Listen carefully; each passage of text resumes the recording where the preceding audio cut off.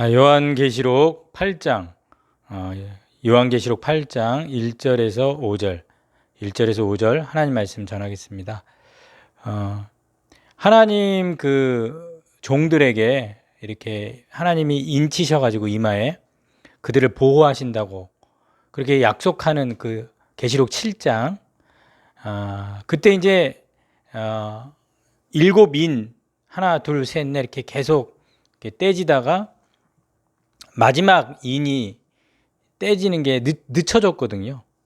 근데 오늘 본문 1절에 보면 그 일곱째 인을 떼실 때에, 그래서 오늘 본문은 그 일곱 인 심판의 결론에 해당되고, 또 그 일곱 인이 떼지면 또 일곱 나팔이 시작이 됩니다. 그래서 그 나팔 심판의 서론으로 이렇게 넘어가는 어떤 전환 구절이 8장 1절입니다. 그래서 오늘 1절에 그 일곱째 인을 떼실 때에 그 일곱째 인 환상은 그 이렇게 일곱째 인을 뗄 때 하늘의 이런 장면이 또 이렇게 보여지죠. 그 성전처럼 불리는 어떤 그런 공간, 하늘의 공간 안에 하나님 보좌 앞에서 일어나고 있는 일을, 그래서 항상 이렇게 심판은 이 시작되는 곳이 보좌, 그래서 이 하나님에게서 심판이 시작된다라는 사실을 우리에게 계속해서 말해주고 있습니다. 근데 오늘 1절에 그 하늘이 반 시간쯤 고요했다.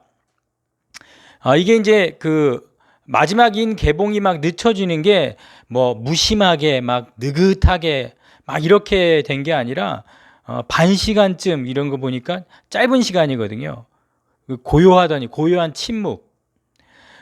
하늘 보좌는 항상 그 찬양이 막 울려 퍼지고, 그 찬양의 메아리가 막 웅장하게 들리는 그런 곳인데, 이게 이제 갑자기 이게 고요하다 그러니까 그런 찬양 소리가 싹 사라지는 거죠. 이렇게 고요해진 겁니다. 하늘이 고요해질 때, 그러니까 우리는 뭔가 일어날 것 같다라는 궁금함이 일어납니다. 그러니까 긴장감을 이렇게 고조시키는 어떤 그런 표현인데, 요한계시록은 이렇게 진행되다가 뭔가 이렇게 딱 시선을 집중시키는, 7장에서도 우리가 막 파괴적인 어떤 그 바람을 천사가 이렇게 딱 붙잡죠. 그런 딱 붙잡는 장면. 그리고 10장에 가보면 일곱 우레가 말하는데 그걸 임봉하라 그러지 않습니까? 이렇게 뭔가가 딱 멈춰지고 진행이 안 되는 어떤 그런 장면들이 요한계시록에서는 곳곳에서 나타납니다. 그럼 이 고요함이 뭘 의미하는 거지? 이제 많은 이제 학자들이 이야기를 하는데 한 세 가지 정도로 이야기를 합니다. 이 고요함은 하나님 임재에 대한 어떤 두려움과 경의를 얘기하는 거다. 그 고요함 자체가 그 예배의 하나의 형식이거든요. 침묵, 그게 예배 하나의 형식입니다. 왜냐하면 이 희생 제물이 하나님께 드려질 때, 제물로 드려질 때 고요함이 중요하거든요. 침묵. 그래서 제사장의 어떤 그 속죄 제사가 그 고요함 속에서 드려지기 때문에 이러한 그 고요함은 어떤 하나님의 임재에 대한 어떤 두려움, 어떤 그리고 경의, 경배에 대한 어떤 표현이다. 두 번째는 다가올 심판에 대한 어떤 예상되어지는 어떤 그런 고요함. 그러니까 땅에 이제 임할 심판을 그 인상 깊게 만들어주기 위해서 숨죽이고 하늘에서 최종적인 어떤 하나님의 심판을 예상하면서 기다리는 임박한 심판에 대한 심판을 숨죽이며 기다리는 어떤 다가올 심판을 예상하는 고요함이다. 세 번째는 이 고요함은 오늘 이제 1절 이하에 내려가 보면 그 성도들의 기도가 향으로 올라가는, 그러니까 기도의 상황에는 기도를 위한 침묵이다. 그러니까 그 기도가 실제 제사처럼 이렇게 올려져 가는, 그래서 이런 기도를 드리는 하나의 침묵이다. 찬양이 딱 멈춰지고 이 고요함이 임할 때, 그때 드려지는 그 기도는 막 승리해서 막 환호성을 외치는 그런 환호성이 아니라 고난당하는 교회, 악한 세상에서의 박해당하는 어떤 그 희생자들의 기도, 어떤 그런 고요함이 세 번째 이 고요함의 의미로 이야기되고 있습니다. 이런 고요 침묵이 깨지는 게 언제냐면 2절에 내가 봄에 하나님 앞에, 그러니까 하나님 앞에 보니까 7 천사가 서 있어요. 7 나팔을 받습니다. 그러니까 여기서 이제 7 나팔이 전달이 되는데, 이 나팔은 여러 용도로 성경에서 사용이 되는데, 본문에서는 종말론적인 나팔, 하나님의 진노의 날을 이제 알리는 나팔이죠. 이제 나팔이 주어지면 어떠죠? 나팔을 불어야죠. 근데 나팔을 불 준비를 하고 서 있는데 그 연기가 올라간 어떤 향로가 이제 보여집니다. 3절에 또 다른 천사가 와서 제단 곁에 서서 금 향로를 가지고 가졌다. 그 금향로 향을 손에 가질 수 있는 사람은 제사장, 그러니까 제사장직을 수행하고 있다라는 사실을, 지금 이게 합법적인 거죠. 권한이 없는 사람이 그 제단에 향을 태울 수는 없으니까. 그러니까 이거는 굉장히 제사장만 할 수 있는 역할이고, 3절 계속해서 보면 많은 향을 받았으니 이는 모든 성도들의 기도와 합하여, 바로 이 땅의 성도들의 기도, 하나님의 도움을 요청하고 고난받는 교회의 어떤 기도를 상징할 수 있겠죠. 계시록에서 5장에서 이미 그 어린 양이 두루마리를 받고 그를 인을 떼려고 할 때에 기도들이 처음 언급이 됩니다. 그 올라가는 기도들과 향은 이제 하나님이 이제 행하실 일에 대한 어떤 기대감을 이 기도가 막 올라갈 때 느껴집니다. 불의, 악이 영원히 지속되는 것을 하나님은 허락하지 않으실 것이다. 그러므로 불의하게 행한 자들에 대해서 하나님이 책임을 물으실 거다. 또 이제 의가 이루어지는 소망, 이제 하나님의 통치가 이루어질 거에 대한 하나님에 대한 그 간절한 요청, 간구. 그래서 기도는 하늘에 있는 하나님의 나라가 이 땅에 임하기를 간절히 구하는 그 성도들의 기도, 그 간청, 그것을 하나님이 응답하신다라는 것을 오늘 본문은 아주 명확하게 우리에게 보여줍니다. 왜냐하면 4절에 보면은 이 향연이 이 성도의 기도와 함께 천사의 손으로 하나님 앞으로, 이게 이제 그 향은 하나님께 이제 경배, 뭔가를 영광을 올려드리는 어떤 경배, 그리고 하나님 앞에 나아갈 때 그 향이 우리를 보호해주는, 그래서 이거는 하나님과의 어떤 교제를 형성하게 위에서 이렇게 보호하면서 옆에서 연기처럼 막 태워지는 그런 향이 의미하는 거거든요. 그러니까 소통이죠, 소통. 그 시편 141편 2절에 나의 기도가 주 앞에 분향함 같이 되며 나의 손 드는 것이 저녁 제사같이 되게 하소서.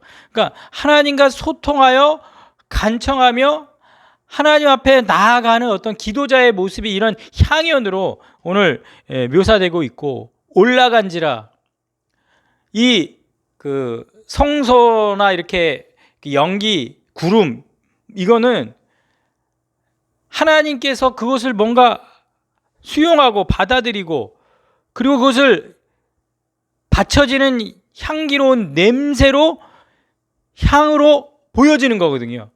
그러니까 이건 하나님 앞에 상달되고 있다, 받아들여지고 있다, 올라가는지라.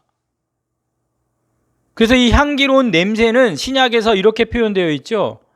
예수님이 자신을 버리사, 에베소서 5장 2절, 자기 제물과 자신을 버리사 향기로운 제물과 희생 제물을 하나님께 드려졌다. 그러니까 향기로운 제물이 되셨다. 그러니까 하나님이 받으시기에 합당하게 드려졌다. 향기로운 냄새. 또 빌립보서 4장 18절에 보면 바울이 빌립보 교회에서 헌금을 받았거든요. 그랬더니 향기로운, 받으실 만한 향기로운 제물이라서 하나님이 기뻐하신다, 이렇게 표현을 해요. 그러니까 이 향이 올라간다, 향기로운 냄새, 이거는 하나님께 드려져서 받아들여졌고 하나님을 기쁘시게 한다라는, 그래서 반드시 하나님께서 뭐 할 거다? 반응하실 거다. 우리의 기도에 하나님이 반응하세요. 하나님은 우리의 이 기도의 향은 하나님과 소통하고 하나님과 교제하는 거에 가만히 계실 수 없습니다. 이게 기도의 능력 아니겠습니까? 요한계시록은 우리에게 이 기도의 능력을 말해주고 있습니다. 우리는 엎드려 기도해야 됩니다. 하나님은 반응하지 않을 수 없습니다. 성도들의 기도에 향기로운 제물로 하나님께 드려져서 하나님이 기뻐하시며 반응하지 않을 수밖에 없는 하나님의 반응. 그래서 계시록은 이 연기가요, 그 성도들의 기도로 이렇게 연기로 표현되지만 또 악인들의 고난의 연기가 세세토록 올라간다. 연기를 흥미롭게 대조합니다. 그러니까 기도의 연기는 심판의 연기를 보여주는 하나님의 뭐다? 반응이다. 그래서 오늘 5절에 보면은 천사가 향로를 가지고 제단에 불을 담아가지고 쏟아버린다. 땅에 쏟은다 그러지 않습니까? 구약 시대에는 제단이 두 개였습니다. 이게 피를 막 제물로 바쳐지는 뜰에 있는 제단, 그리고 휘장, 들어가기 휘장 앞에, 지성소 휘장 앞에 그 근접한 성소 안에 있는 향을 피우는 제단. 그 제단이 두 개인데 오늘 하늘에서는 딱 두 역할을 모두 수행하는 하나의 제단만을 말하거든요.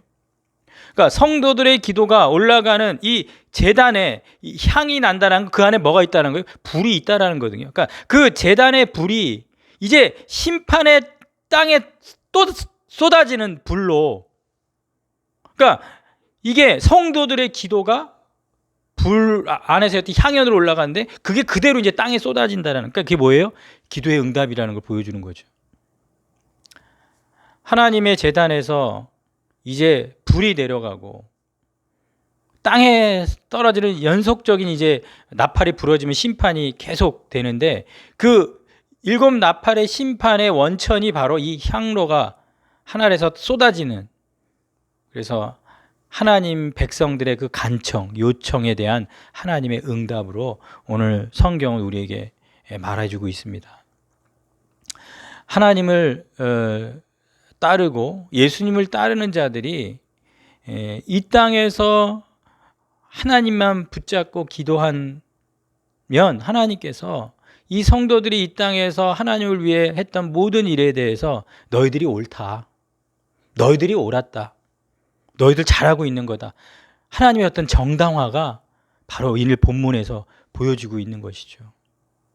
그러면서 5절에 우레와 음성과 번개와 지진이 나더라. 계시록에서 이 우레, 음성, 번개는 하나님의 임재를 나타내는 어떤 표현이죠. 4장 5절에서도 이런 현상이 나타났는데 그때는 지진이 빠졌는데 오늘 본문에는 지진이 추가되어 있죠. 그러니까 심판을 통한 하나님의 어떤 역사의 종결. 이 지진은 하나님께서 이 땅을 끝내실 때, 아주 심판하실 때 주로 사용하시는 도구죠, 지진. 우리는 꼭 기억해야 합니다. 하나님께서 이 고요함 속에서 7 나팔을 이렇게 전달을 할 때 왜 성도들의 기도의 향연을 향기롭게 받으셔서 7 나팔을 통해 이 땅을 심판하시는지, 단순히 하나님께서 화내시는 게 아니라 이 땅에 우리 믿는 자들을 다 느끼고 보고 계시고 다른 채널이 아니라 오직 기도의 채널로 하나님과 소통하는 그 기도의 채널로 우리와 지금도 소통하고 계시다라는 것이죠. 그리고 그 소통이 반드시 하나님의 반응을 이끌어낸다는 사실 우리 꼭 기억하고 우리 기도합시다. 하나님만 바라보고 간절히 기도합시다. 하나님께서 반응하실 줄로 믿습니다. 그런 우리가 되기를 주님의 이름으로 축원합니다. 기도하겠습니다. 살아계신 하나님, 오늘도 기도의 향연을 향기로운 제물로 받으셔서 하나님께서 반드시 응답하시고 반응하신다는 사실 우리 믿는 자만이 알고 있습니다. 우리 믿는 자와 소통하시고 그 믿는 자의 기도에 역사하시는 하나님이심을 우리는 믿고 우리는 엎드려 기도하게 될 줄로 믿습니다.